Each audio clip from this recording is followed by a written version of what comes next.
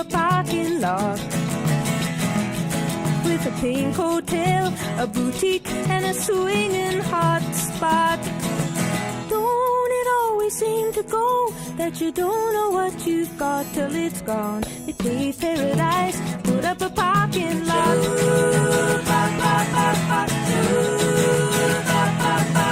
They took all the trees, put them in a tree museum, and they charged the people $1.50 just to see them. Don't it always seem to go that you don't know what you've got till it's gone? They paved paradise, put up a parking lot.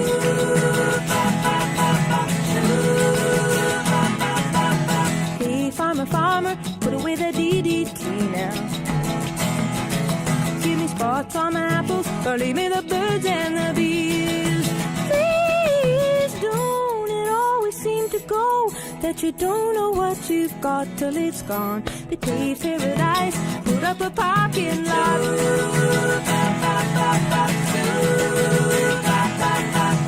Late last night, I heard the screen door slam, and a big yellow taxi took away my old man. Don't it always seem to go that you don't know what you've got till it's gone? They paved paradise, put up a parking lot.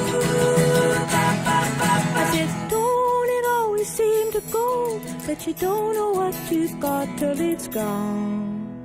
They paved paradise, put up a parking lot. They paved paradise, put up a parking lot.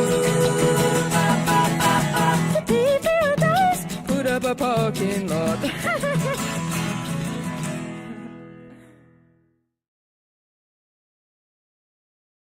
The area near Cedar City's golf course is stunning, but it got trashed with years of bonfires, target practice, graffiti, and general recreation use.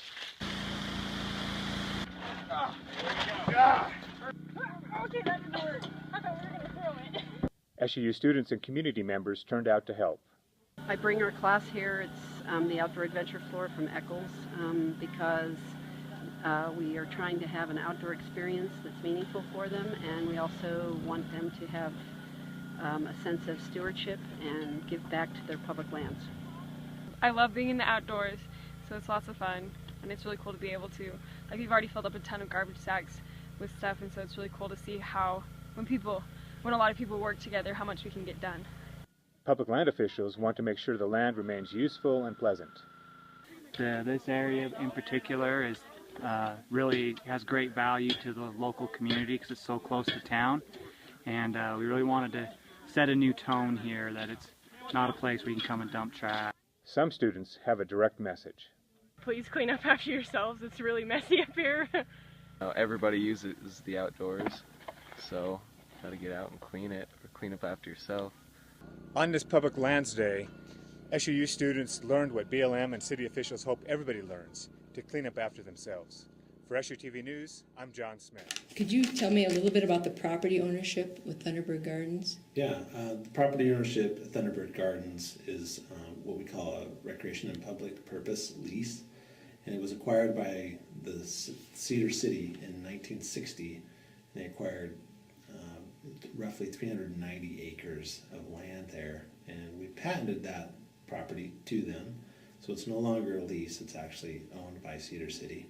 But it can only be used for public purposes, so recreation, or like one of the main things they have there is some retention dams that protect the golf course, and I believe some of the golf course is actually on it too. So as long as they're using it for public purposes, it fulfills the need of the lease and the patent to them. What impacts have you seen over the years at Thunderbird Gardens? So I've actually only interacted with Thunderbird Gardens for the last couple of years since I just moved here 2 to 3 years ago. But in that time, I've seen a lot of trash dumped there. I've seen a lot of burning going on there. We have a lot of graffiti that occurs on the Red Rocks. That's mostly on the Cedar City side, but on the BLM side, we also receive a lot of trash that's left there, mattresses, TVs, you name it, it's been left there, and we go and clean it up there. We had Public Lands Day this year up there just specifically to clean up the trash we had a large dumpster deposited there, and we pretty much filled it up with the trash that was collected. So. Okay, and tell me about the concerns you have about the trash and the safety that involved with it. Well, trash and public don't really mix that well. You know, people aren't aware that there's hazards there. There might be broken glass. Definitely the nails left from pallet burning is a hazard to anybody that's driving a vehicle up there to get in their tires, or even just people recreating, you know, could get nails in their feet. Okay, and then what would you like to see happen with the area? I think a great thing that would help manage the area is some type of recreation facility. So trailhead, kiosks, pavilions, just ownership of some sort from the BLM or the city, or even a great partnership. And I think that would be the best management of the area. We can make it a trailhead for hiking trails, biking trails, equestrian trails, and maybe even some motorized trails. There's opportunity there for all of those.